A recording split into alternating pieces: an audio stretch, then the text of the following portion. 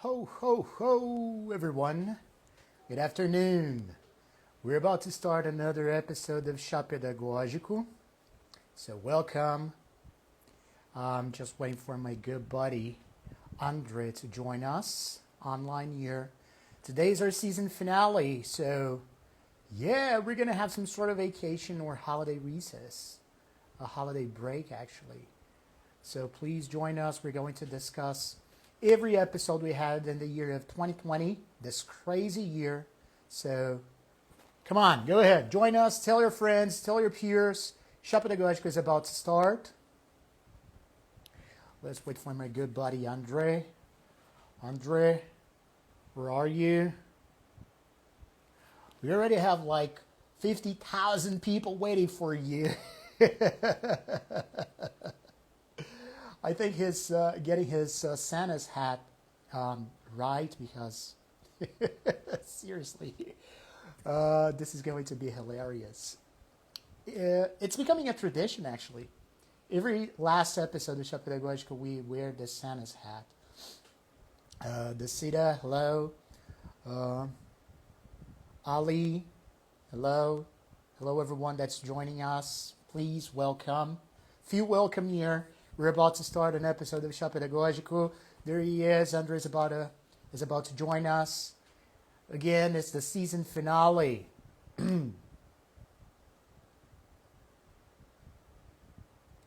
All right.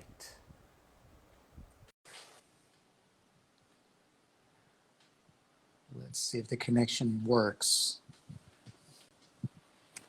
Hey, Andre! Ho, ho, ho. what's up, man? Not much, and you, bro? Look at my hat now. I finally got a proper hat, man. Finally. It was about time. I don't know huh? if you guys remember, last year I actually tried to improvise a hat that looked ridiculous, right? It looked ugly as hell, man. So this one is much better. Yeah, I got the proper one now. It wasn't the best though, but this one looks really cool, dude. Yeah, It this looks is really, really this is cool. okay, right? Not as good as yours. Yours is like the real deal, man. But mine is okay. Well, I got this one when I was in Edinburgh, but I didn't know what was going to happen to my life 8 years ago. But I'm happy that I got this hat because this is going to be very useful for this year's Christmas, since I'm going to have Definitely. Santa coming for my daughter. So I'm going to Oh, actually yeah. I'm lending this hat to Santa when he comes for my daughter. So I'm glad I Awesome, got man. this one. So how's it going, Yeah, bro? it's going to be little Sophia's first Christmas, huh? That's For cool, man. sure. Yeah, Yes, it's going to be my daughter's first yeah. Christmas. What about you? How are you doing? Well, man, things are getting better. We've been working like crazy this year, right? What a year, man. What a year. But I'm doing okay, drinking some tea, just relaxing, talking about stuff that we like, It's been good. Yeah. You're on recess already, right? You're having the holiday break already, aren't you? Well, actually, I'm going to start next week, So I still have a couple of Next week, days you to do a couple of mean things. tomorrow? Well, basically, yeah, if I can finish everything that I have to, but and then we have Christmas Eve, and then I will have a couple of days off, really officially off, right? All Till right. the beginning of January, which is great. So you can get some rest, right? The problem Yeah, is I have dude. a huge ad, man. And I think this hat here kind of, okay, let's try to make it work. All right, cool. Better now. Yeah. All right. Yeah. So I was before you logged in, I was just telling everyone that welcoming everyone. So welcome everyone that's Yeah. watching us. This is the last episode of 2020. We're going to have more episodes, but only in 2021. Okay. Oh, And yeah. I think I'd like to start off by thanking everyone that's been watching us throughout this crazy year of 2020. Uh, Oh, yeah. I think this year was actually, if there was one good thing about this year, was that this year was good for Chá Pedagógico, since we had and we're still having a pandemic, so everybody's got to stay home.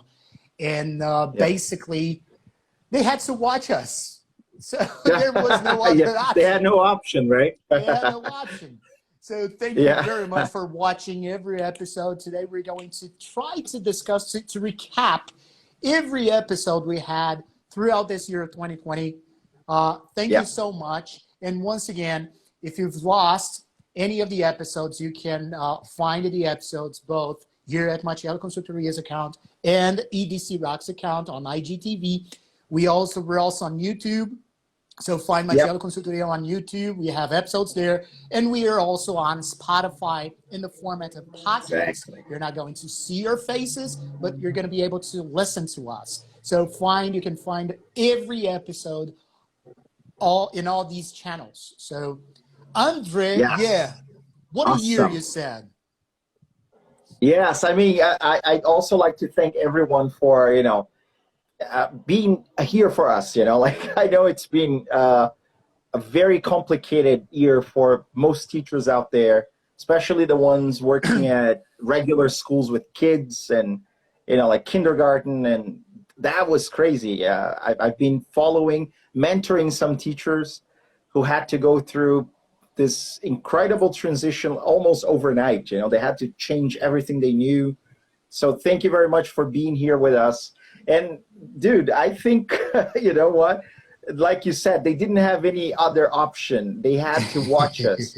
So in a sense, this year was probably the best year in terms of episodes that we made, right? Because we thought of so many different things. So I was just going through everything, Spotify, and then we had, social media. We had adult-child interaction. We talked about the evolution of the learning brain, Paul Howard-Jones, right? We talked a little bit about learning styles. Seriously, we had Paul Howard-Jones. Yes, that was incredible. Yeah. What? That was incredible, really. But I'm really, I know that it's not really right for us to feel, that we've learned so much. I mean, of course we did. I think a lot of people suffered. People have lost their loved ones, but still there's always something to learn. And I think that we have learned something that we can connect with people even though we are far away. So me and Rudy here, my bro, we're always talking, he's there, I'm here, we're connecting, we're thinking about stuff that might be interesting, something that you might want to hear about, something you might want to reflect on. And I think we can keep that alive, right? Even though we're not together, we're not close, physically, but we're there. We're sticking to the show, right? Yeah, and we have never been close before because you live in a different state than me. So that's the thing. True. We've been close like 3 times, 4 times in our lives, Exactly. Yeah. I mean, we've, of course, we're great friends. I consider Andre one of my big brothers, really big brothers, even though I'm a little bit older than him. But he's taller than Just me. a little. He's some inches taller than me. But what you said is really true. Every week we sit down or we get online to think about the best subjects to bring to create an episode. And and I'd like to start off by talking about the first episode we had this year, which was about cognitive bias. Oh, because, we thought about cognitive bias in the very beginning of this whole pandemic here in Brazil, of course. Here in Brazil, the pandemic has started a little bit later. But we thought about this because this was basically, and it's still going on here in Brazil and in many parts of the world. We have the feeling that, whatever happened in the past was better than this one because that worked in the past. That this is not going to work now. We have to be very careful with this. This is a cognitive bias that we have. Everybody's got cognitive bias. We have cognitive bias for everything, but we cannot be driven by this bias. We have to have our minds open because if we as teachers think oh, but whatever I did some years ago, oh, that worked. That was better than this one. So I'm not going to do this now. No, don't do that. You have to try. You have to try to apply it. And then you're going to actually see if it works or not. And if it doesn't work, that doesn't mean that we have to throw everything away and that we have to create something from scratch. No, we have to reason upon this. We have to set our butts on this and actually reflect like, okay, so why did this not work? And then you're going to make some upgrades, right?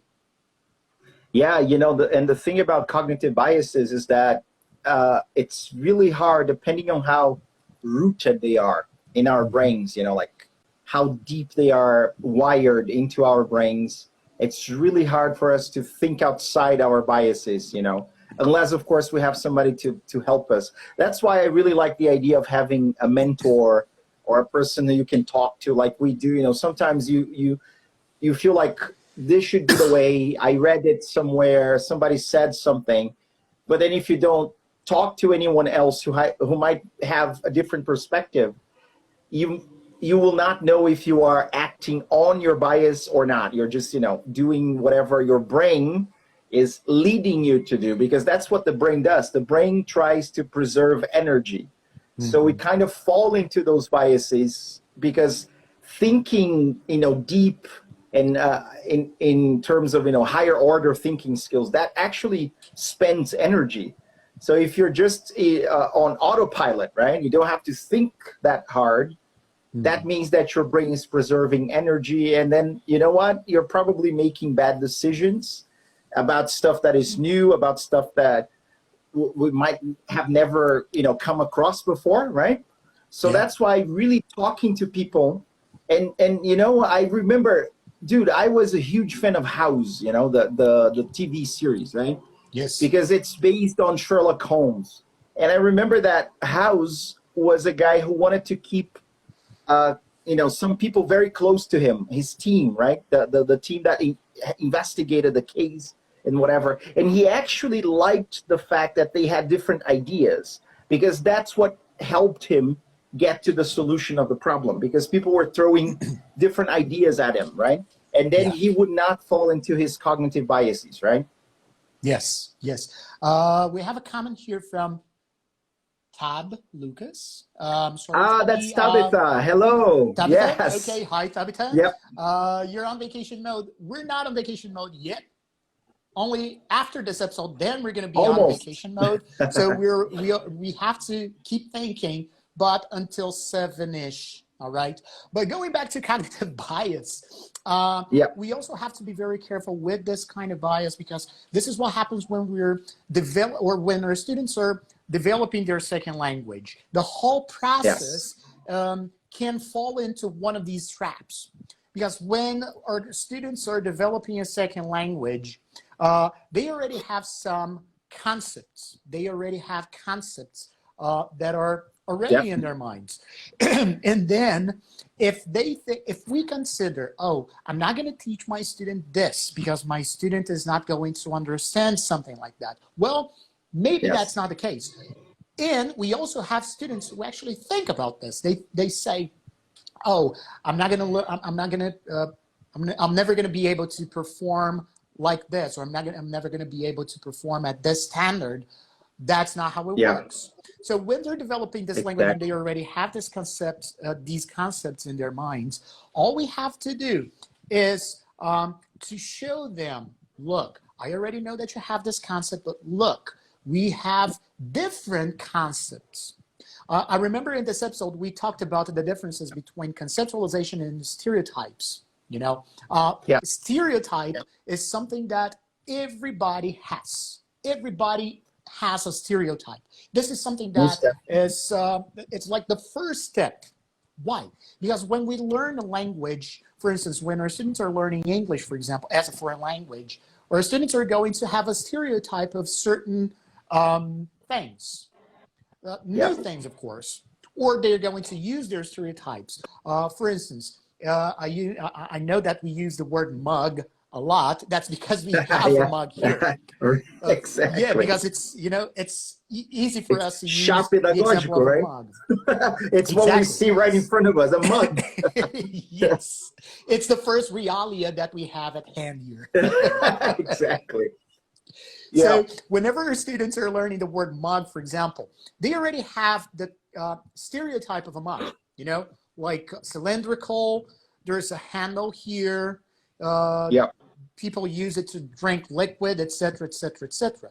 But then Yeah. all what we can do is to broaden their horizons, because we not only have mugs, but we also have cups. Yes. And then our students are going to be like, oh, but wait a minute, they're the same. No. So we go from stereotype to conceptualization.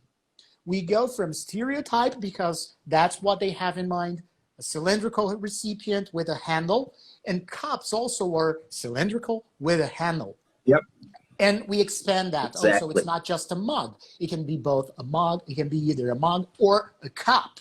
And then from that stereotype, they are going to upgrade it to a concept, because then it's not going to be, a stereotype is like a one size fits all, and then a concept is like, oh, it's not a one size fits all. So this is stereotype. If we keep using stereotypes, even though we are in the presence of different types of conceptualizations, then that's the problem, because that becomes a cognitive bias then, because we're going to be like, oh no, I know that, I already know that, I already know the results that this is going to generate.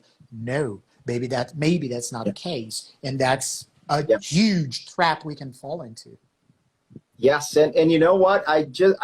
Something came to my mind while you were talking about stereotypes and conceptualizing things. And so I'm going to skip a little. I'm not going to follow the order of that's okay. the episodes. Go ahead. But this has a lot to do with the evolution of the learning brain and the evolution of language that we discussed. And I think we should start breaking some stereotypes, because our brains are amazing. I don't like to call them machines because it's a different thing, but they are amazing in terms of acquiring a language, right, and learning a language, because we are born with so much that has been, sort of embedded into our genome over maybe even millions of years, right? Yeah. And we can, so very quickly, young children, very young babies, they can pick up stuff that parents and people are saying, and then they acquire language naturally, and then they form stereotypes, right? They form sort of, they are born with certain stereotypes of the world, how the world works, the laws of physics and stuff like that. Because, otherwise, if we had to learn all of those things when we were born, it would be impossible for us to develop cognitively. It would take much longer for us to be able to do things, right? But then again, there is a good thing. I mean, having a stereotype means that your brain can sort of fall onto autopilot, right? So you don't really have to make a conscious effort to do whatever it is that you have to do. So whenever you think of mug, like we said, it's actually quite useful that you have a concept of mug in your brain, that it's kind of something you don't really have to think so much about. It's sort of just a concept that is basically autopilot. You don't really have to bring it back, actually to bring it to the front of your brain, the working memory, to access higher order thinking skills. So that's very important. But that's the same mechanism that makes us, hate one another, for example, get divided into racial groups, for example. It's the same mechanism, because we attach a certain meaning or value to whatever, to a person based on the color of their skin or in their beliefs or whatever. And then it becomes autopilot for us, right? Which means we're not really thinking deeply about, we're just, in order to avoid making the effort and spending energy, we're just on autopilot, and then we make wrong decisions based on those things. So stereotypes are very much connected with biases, but they are also very important for us to make things more automatic in our brains, right? Yes. And they are an And essential mechanism for language, right? yes, absolutely correct. And going back, well, of course, I'd love to talk about cognitive bias again, but Yeah. seriously, I'm a linguist. I cannot talk about this that much without, relating that to language. So this sort of automatization is really important when our students are learning, as for instance, the simple past with regular verbs, because that's the kind of Yes. stereotype, the kind of stereotype that they're going to have for the verbs, and that's going to Yeah. be what? An autopilot. It's going to be Yep. automatic. It's an automatization that we're having. Whenever they say, I goed, I eated, or, something like this. Why? Because they Yeah. acquired that piece of language or that token, so they got that and they thought, whoa, yeah, I got it. All I have to do is put ed or have an ending, an ed ending at the end of every verb in English, and I'm good. I'm good to go. And that's what basically they do. They Yep. they create a stereotype for every verb, and they start using, and this regardless of the language, regardless of their age. Exactly. Those who Yep. really young learners are going to do this more often than adults. Not necessarily. We're talking about a second language acquisition. It all depends on where the process is. One of the episodes that we're also going to go through a little bit later today, we talked about today, because we talked about this here and we're going through the episode today, is the initial stage of second language learning. The second stage of the initial Exactly. of the second language learning does not hinge on the age of our students. So it's Yep. not like, oh, I have 8-year-olds and they're going to generalize this. I have adult learners, they're not going to generalize that. Not really. That's not a recipe. We cannot, Yep. we cannot assume that this is what's going to happen. So this stereotype or this bias that we have, it's part of what we Yep. do. And that's okay. Definitely. Because from that point on, we're going to be what? We're going to be responsible for making some adjustments only. Like, oh, wait a minute. It's not gold. It's not eaten. And then you keep your students or you bring your students back on track. But they're halfway there. That's good. Exactly. And you know what, man? I was thinking about how much. So all of those things are connected with many other episodes that we discussed. That brought me to social media. We talked about social media, right? And how social media has this algorithm or mechanism that reinforces stereotypes, and then we look at by clicking on stuff. So our clicking pattern becomes part of this huge big data analysis that the Silicon Valley companies own, right? So they have our data, and then they create a stereotype of who we are. They have, which can be very accurate because it's based on the stuff that we click, or how long we spend, on a particular website, or looking at a specific photo, or watching a video, or whatever. But then at the same time, what we discussed is this is creating this sort of a dystopia that people are not even able to talk to one another anymore, because they're sort of automatically like put in a bubble, like they belong to a group, they have a label, they are so, and then so that reinforces the stereotype that we have, right? And then Yes. you cannot have a normal conversation with those people, because then there's so many labels attached to their group that you automatically think, there's no way we can reach a consensus because this guy belongs to that group or whatever. And then again, and all of those things are bound to happen, man, because that's how the brain works.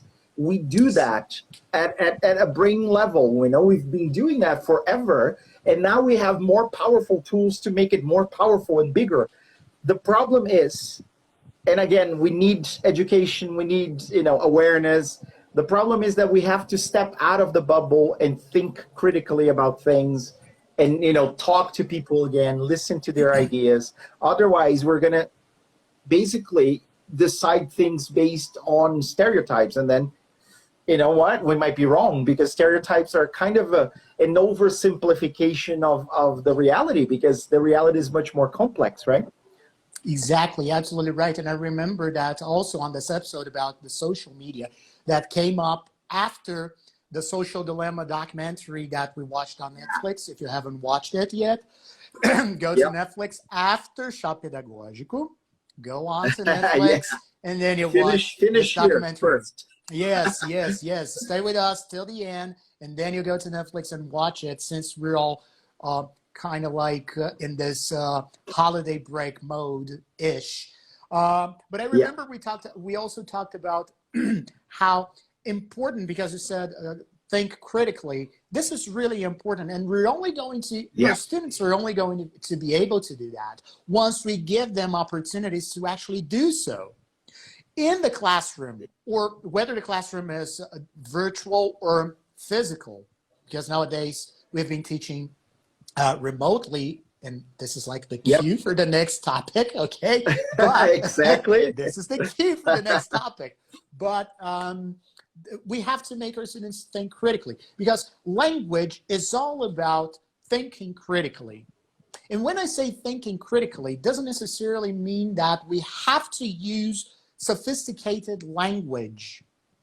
A sophistication in the language doesn't necessarily mean a very complex verb tense, for example. No. If we're able to communicate and get the message across and be coherent and use the proper range for that subject, that's already making us think critically.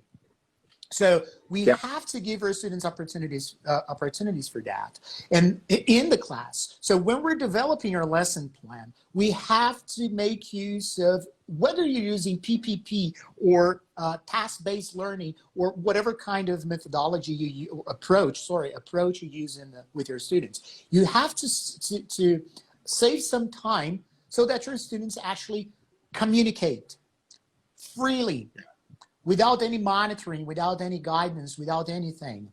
Because that's what's going to make them actually think critically with the language, because they'll have to basically, in a very simplistic way, they'll have to, wait a minute, my friend said this, this, and that. So I understood that. So this is already, higher order thinking, because they are decoding the message, the message, and now they'll have to create the message that they'll use so that the other person understands and decodes whatever message student B is saying. And this creation of continuation of the communication here, well, a lot of Asian words here, but anyway. Communication, creation, nation, yes. That's weird. I feel like I'm caroling here. It's a Christmas carol, so I feel like the Grinch. Christmas carol, right? I feel like the Grinch. We should have rehearsed one to sing together, man. Oh my goodness, no. Remember? Yeah, better not give you ideas. I think it was Zana from Argentina who told that we should sing some episode. I said no singing. Oh yes. Maybe I can play the harp, you can play your guitar, but never singing. But anyway. So maybe next year, Anna. No singing. Definitely no singing at all.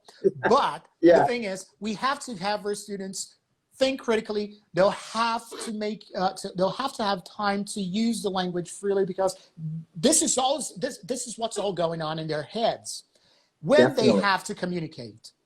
So they'll have to put the words together, but not only put the words together, the right words together. And this is already a complex task. Very complex task. very Yes. complex task, you know. So this is already critical thinking, because if the conversation is about, I don't know,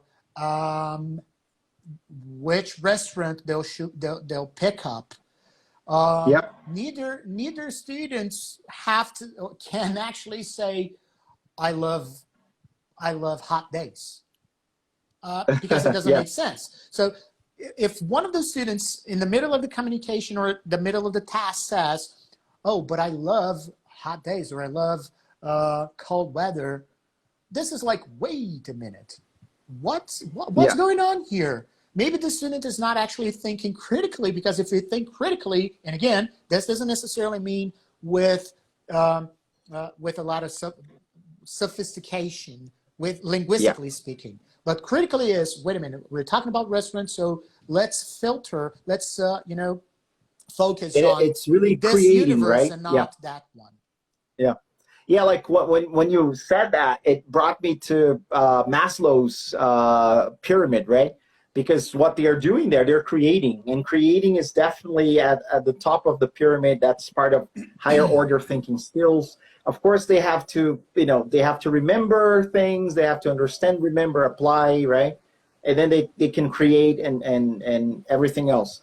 But then I remembered something very interesting. Like there was an ELT conference a couple of days ago that I was part of, and this guy Peter Ryan, if I forgot his name, I think he's Irish or British, I'm not sure, but he said something that made me think a lot about the way we are teaching language. Think of playing video games, man. Think of playing video games, really. And we've played a lot of video games, and I'm sure that people have played a lot of games in their lives. And think about teaching someone how to play a game, right? And think about what actually happens when somebody gets a new game, right? What do? They try it out. They just go for it. They start playing, and they learn by doing.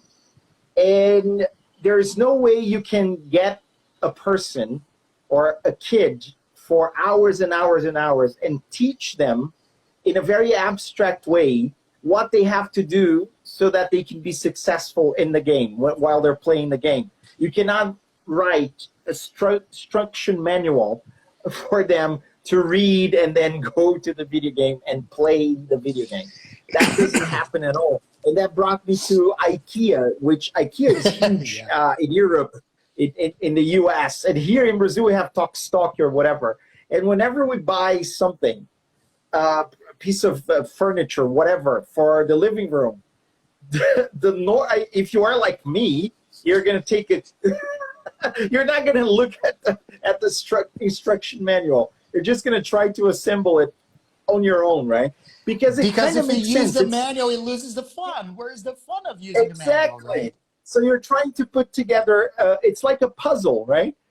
But then even if you look at the manual doesn't have a lot of written text, right? You have a bunch of images kind of showing you what to do. So the manual is kind of like when we're teaching by using chunks, right? Because we have sort of modules or units or blocks of whatever that we need to learn so that we can learn them together. We look at the image, we know where 3 or 4 pieces of that piece of furniture go, right? Instead of going like, first you have to pick up whatever, and then you have to screw this, and then you put this in. So this is one of the things that I feel like is going to change a little bit in terms of language teaching. So, because now we have like augmented reality, virtual reality. I think we'll be better able to simulate situations for our students to start using the language and not learning about the language, but learning through the language or with the language by using, and then getting a lot of feedback in the process, right? Exactly. And now this is something that we also discussed in the episode about the difference between online and emergency remote learning. Because when we have an online learning, or when we have an online environment, when we think about online learning, we think about the whole thing. We have a holistic view of the online learning, from how the students are going to be connected, to how the students are actually going to interact to perform a situation, to perform a task. And I think this is what we have. This is one of the advantages that we have with online learning, because when we prepare the lesson, I know I've been talking about lesson planning quite a while in this episode today, because this is really important. And then this is one of the things that I also talked about throughout the year of 2020, because this is really important. So when we're developing a lesson for the online environment with this holistic view of online learning, this is one of the things that actually benefit adult learning, because nowadays they're all having meetings, calls, distant calls. Definitely. This is one of the simulations that we can use with adult learners, because they see themselves as in like, oh, okay, so they put in their minds like, okay, so this is like what I did some hours ago, or what was doing some hours ago in my meeting, in my call. Whereas when we have a face-to-face situation, this is a little bit harder, because then they see themselves in the classroom with a board, whether it's a blackboard or a whiteboard, but there's a board. It's not necessarily simulating their real life meetings that they have. But this is one of the things that online learning brought to us. And what you said is totally in favor, or walking hand in hand with usage-based learning, which is something that I've been talking about since 2013. That's when I got my master's, you know. So because this prefabricate, what you called chunks, I like calling it prefabricated chunks. This is what our students are actually, regardless of their age, this is what they're going to retrieve when they're going to communicate. Because when they need to say, for example, I'm sorry, do that. This is an experiment for 2021. You guys that have been watching us, whether it's here on YouTube later on or listening to us on Spotify, a very nice experiment for 2021, okay? So tell your students, tell your students to say, I'm sorry. And then tell your students to say, I'm happy, I'm sad, I'm cold, I'm sick. Because the structure is the same. But for them, I'm sorry is like one big block. And when they retrieve that, they don't retrieve I am sorry. They retrieve the whole thing. It's like one word. It's like one word. Right? Exactly. Like German, like one gigantic word. Like a big German word. Yes. Like a big German word. Like those gigantic words that they have. That's like, you know, numbers, so you put them all together, like, you know, like numbers. 555 is like 555 all together. And this happens in French too. That's why French is also very, very complex and hard. But they retrieve that part. They retrieve that that prefabricated chunk. It's the same with I'm sorry is the same with how are you? And it's this. So do this experiment, because they're going to have a hard time saying I'm sick, but they're not going to have a hard time saying I'm sorry. I'm sorry goes very easily, very automated. Why? Because that's the chunk. They associate that prefabricated linguistic feature with the whole situation. This is really important. This connection is really important, because that's what we do when we learn a language. We associate whatever is being said to the whole context. And then we say, we basically say, oh, this is what I say in this context. Good. That's what I'll do. Most definitely. So that's a very nice experiment as well. And it's possible to do that with our students online, because it is. But we have to be careful. We cannot assume that the same mechanism for the same thinking about a task. Maybe the task is the same, but the mechanism has to be different, because we're talking about online learning. So the interaction is different. We have different types of accessibility. It's a different type of interaction as well. So be very careful. Otherwise, it's not going to be online. It's going to be very important. I have to make a comment now, because I just realized that you're the the angel and I'm the devil. Like, you know. Oh my God! Really? That's the very first time I'm called the angel. look at the wall. Your wall is white. You're wearing a white T-shirt, and I'm the opposite. It's like I was actually talking about Freud a couple of weeks ago, and there's the id and the super ego, right? Like the little devil on your shoulder and the little angel, like trying to convince you. So you are the little angel. I'm the little devil today. Yeah, that's why I have the locks, you know? Yeah, I have the locks. So we didn't plan exactly. See, we didn't plan that. But I just wanted to mention something about, you know, usage based, and so Anna has been sharing a lot of things that Scott Thornbury, you know, talked about in a session. I guess like maybe we should start from the end, where students perform and produce, and then we see what happens, and then we kind of give them a lot of feedback. And I think what happens in online teaching or remote teaching. So the very first thing that we have to acknowledge is that online teaching, online learning kind of has its own thing going, right? It's kind of like, it's something that has been there for a while, that people have been using for a while. We, here in Brazil, like we have educação à distância, so you have a platform, you have the whole, you know, sequence of things that you have to do, how things interact with one another. What we did for at least the first months here in Brazil was not really online teaching, it was remote teaching, right? Emergency remote teaching, because we had to create everything from scratch, basically. A lot of the schools didn't even have a platform. They didn't even know how to use a video conferencing tool, or, you know. But then, now we had time to adapt. So a lot of schools kind of learned, you know, it's been months now, and they're probably going to keep some sort of blended learning for the next year because the pandemic is not over, but also because there are benefits. So what I wanted to say is, I watched a very cool webinar by Luiz Otávio Barros, who's a very famous author in Brazil. And he said something that I'm also concerned with, that there is a certain, you know, target group, a group of people that we are not catering for their needs, because they don't want to learn about the language. They want to learn with the language for a very specific purpose. And maybe they are kind of low middle class, so working class.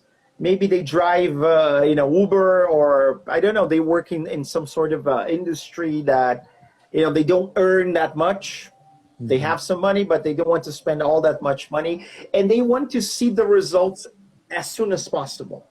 They want to be able to use the language to talk about the things that are important for them so that they can perform. Because they really, you know, they don't want to stay in a course for many years and follow a sequence that was dictated by a big publisher. You know, so so it's not really customized, you know, to their needs, right? And they don't want to go through presentation, practice, production, because, you know, they don't want the teacher to have them elicit, you know, to elicit from them, because that takes time, you know. They want to do something more hands-on, right?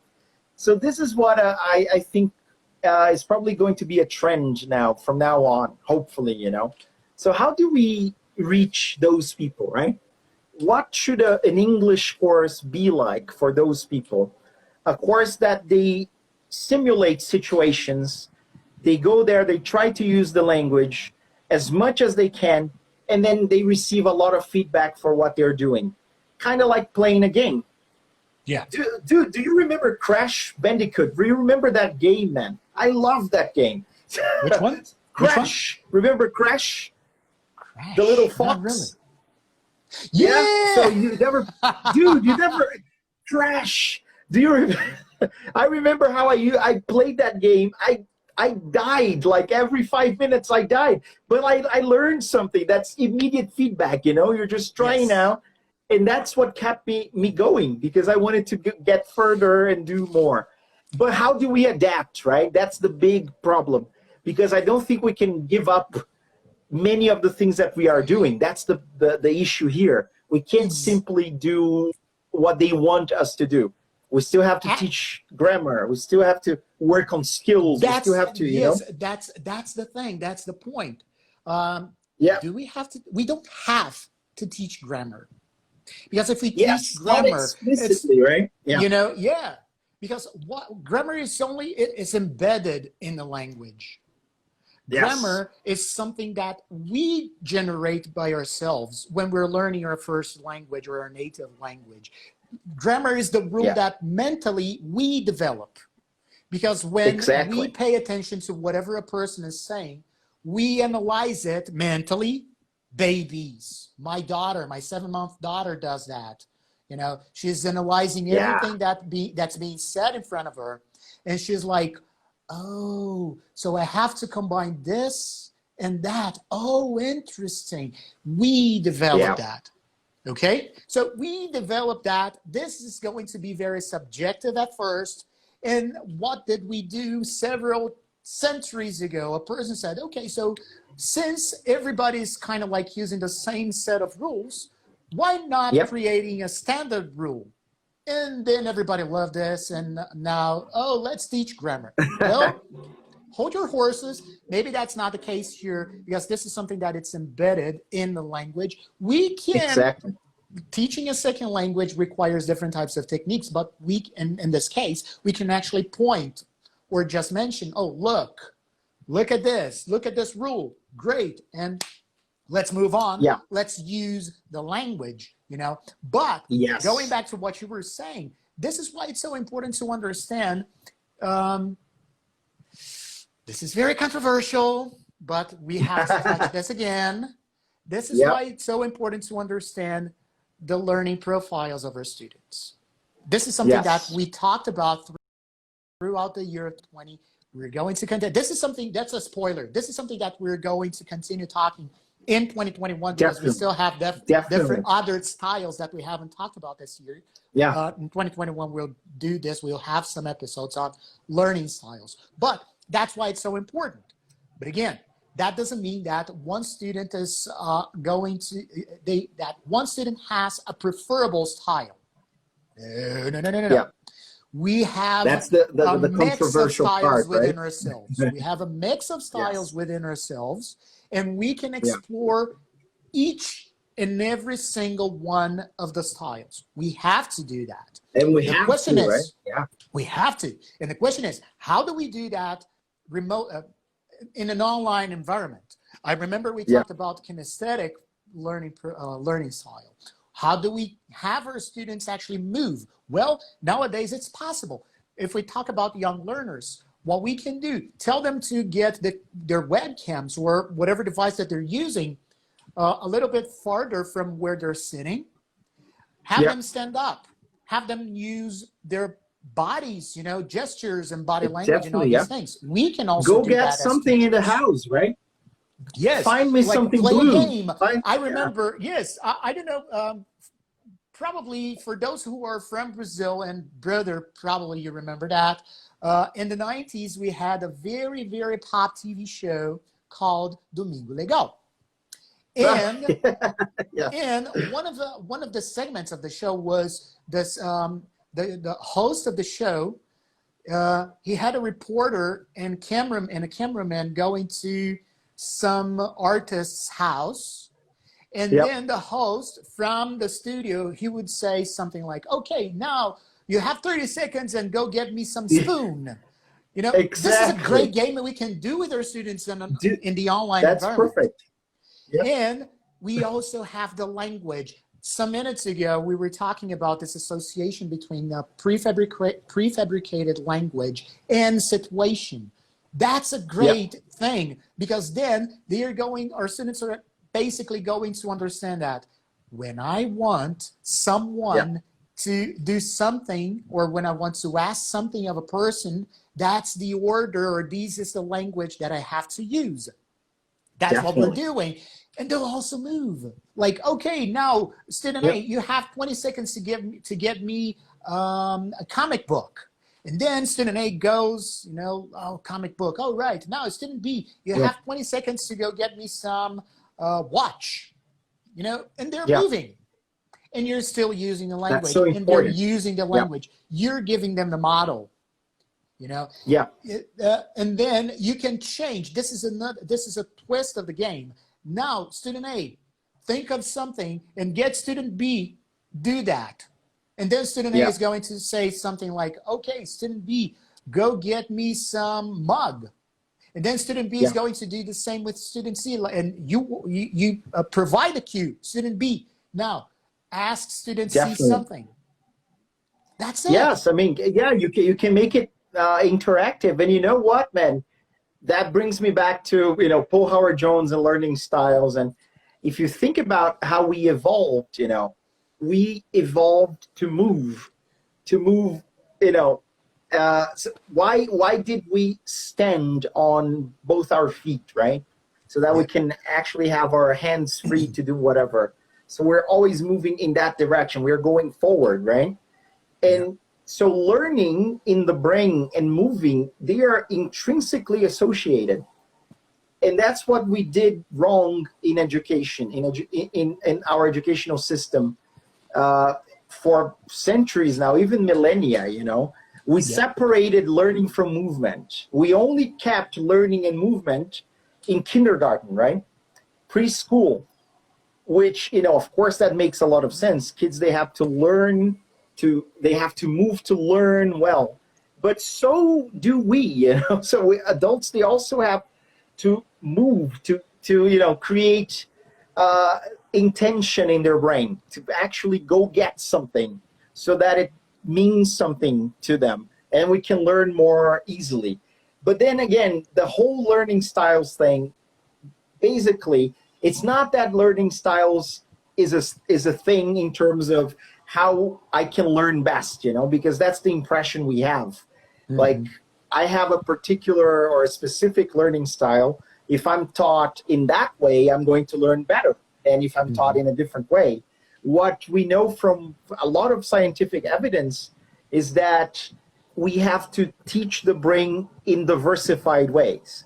So we have to assume that everybody has all the styles, including kinesthetic, which is moving, right? So that's the thing, when we get to adulthood, right?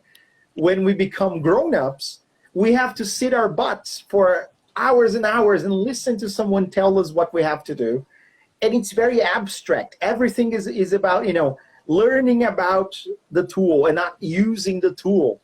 So I think we have to rethink the stuff that we've been doing in English classes and in education as a whole, so that we can give adults the opportunity to use the tools. Just give them the tools, demonstrate, you know, model, right? So that's how you use the tool. Now you try, and then you give them feedback. And then you bring a different tool next class, and then a different tool. Because that's part of how the brain evolved, you know? You cannot really separate those things, right? Yes, yes. And movement, as you were saying, movement is crucial for language acquisition, whether we're talking about first language or second language. But this is really important. Definitely. Why? A couple of months, actually this year, several months ago, I gave a webinar on grammaticalization, how grammar is created, which is, you know, something that I've been studying more deeply. And we developed this through movement. Language is developed through movement, you know, because for instance, if we have a baby, my daughter, my 7-month daughter, she is watching me get my mug. Let's use my mug again. Okay. So she's watching me get my mug and move my mug from point A to point B.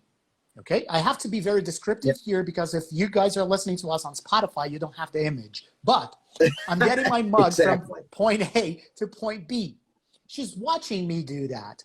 And if I perform some linguistic task together with this movement, so I'm probably going to say something like, okay, I'm speaking out loud. I'm not speaking directly to her, but I'm speaking out loud, kind of like whispering, you know.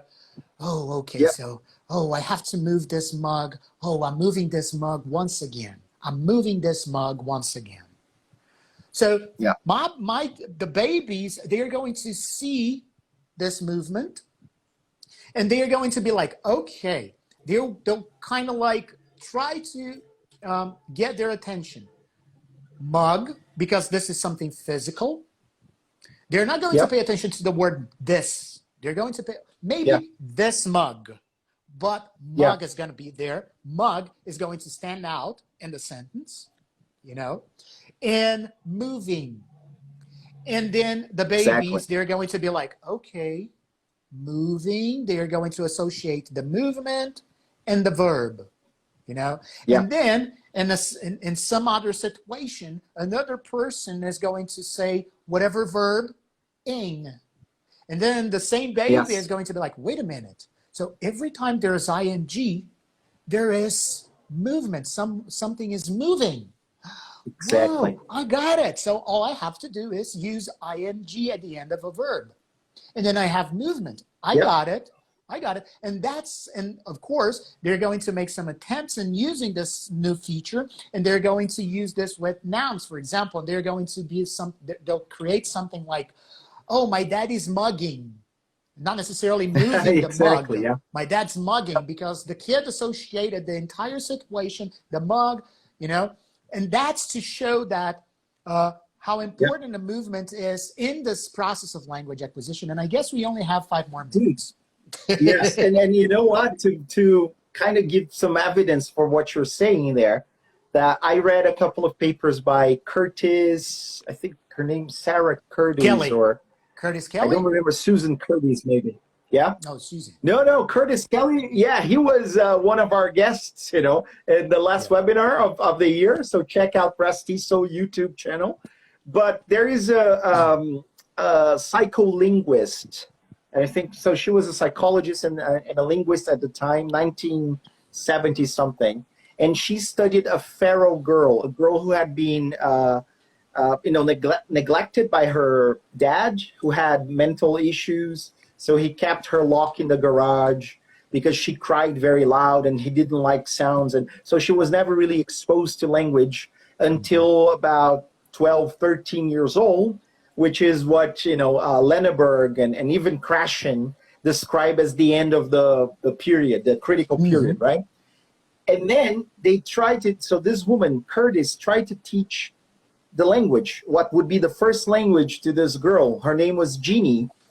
And then she could not really understand certain features of language because her brain areas, they kind of had matured already or consolidated. But the two classes or features of language that she could still use were, guess what? Nouns and verbs, because they are very concrete, right? So if you think about it, a noun represents an object or a person or a place or whatever, something that we can actually look at or even hear, or, you know, something that exists in the physical world, right? And a verb has to do with action or movement or a state of nature or whatever. So those things we can still sort of learn even after we've been neglected or abandoned for a very long time. So then kids will naturally associate those things first because they're easier. But then if you think about prepositions, you know, think about, they are very hard. They're very abstract, right? They indicate a relationship between two words or, you know, a direction or whatever. So they're very difficult to grasp. So, but nouns, they're there, they exist, they're physical, they're, you know, or, you know, sometimes a noun can refer to something that is not physical, but it's an idea, it's a concept that exists in the domain of, you know, what we can think of, right? So interesting that you mentioned that. Yeah. Yes. Well, that comes to the end of the 2020 year. Yes. We made it. I can't believe it, man.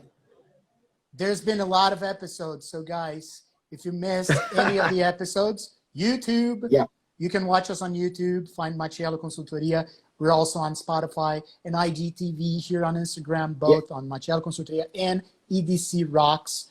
Guys, all right. Andre, thanks, brother. This year's been really weird, but really cool. Yes, dude, it was, you know, as always, a pleasure. We're going to keep bringing a lot of cool episodes about many other things, and please help us, you know, Send your suggestions, but we're gonna keep we're gonna keep Chá Pedagógico alive for as long as we can, right? Because we like to talk about stuff. We like to get together, to drink some tea, talk about language learning, bring stuff, linguistics, and definitely. Yes. Thank you, bro. And you know what? When the pandemic is over, I'm gonna pay you a visit. We're gonna have that bourbon, right? Was it a bourbon or scotch or whatever, Both. right? Both. We can have both. Yes. Both.